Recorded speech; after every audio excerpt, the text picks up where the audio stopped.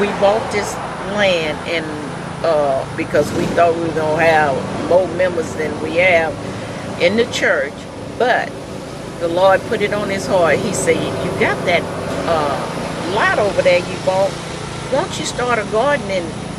And we went to first we went to farmers market, and they hardly had anything in there. And years ago when we went to farmers market, it was a lot of food in there, but it's not like that anymore.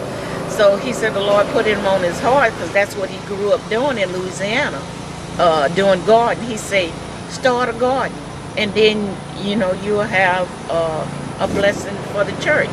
And he said, So he told me he went and bought John Deere's and everything, and told me to I said, what you gonna do with all them toys? I call them toys because he got all that stuff. Then he said, what you gonna do with that? I said, he said, I'm gonna start a garden. I said, those people not gonna buy that stuff. But I was really shocked that they really came out and they buys this fresh vegetables and stuff, and I'm glad. My name is Justin Baker. This is Pure Grace Community Garden, and I grow okra, Clemson, Texas Longhorn, Louisiana Longhorn for the summer, and then for the winter we grow cabbage, turnip greens, mustard greens, collard greens. We also grow in the summer purple hull peas, cow peas, squash, cucumbers. Since it's cooling down, we've already planted the greens, the turnip greens, collard greens, and mustard greens.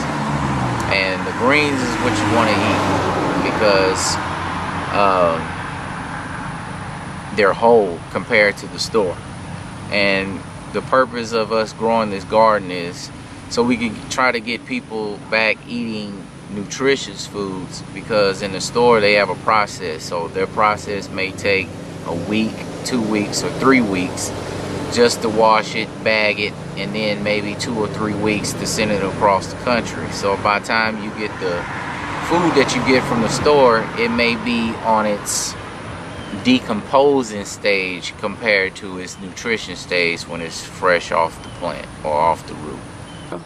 Well, what we do is we pick them. We come out here maybe twice a week. We pick them, we wash them, we cut them, we process them, and we hurry up and put them in the freezer quickly before so we can freeze them in their nutritious stage, because decomposer is when it stays out and the air hits it and it releases.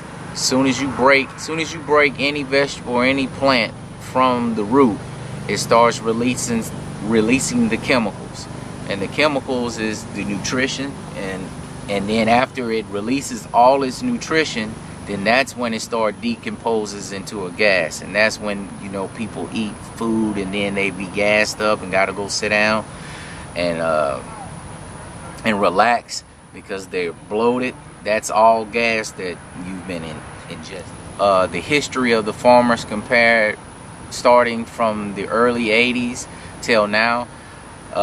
In the early 80s, they got rid of 70% of the farmers.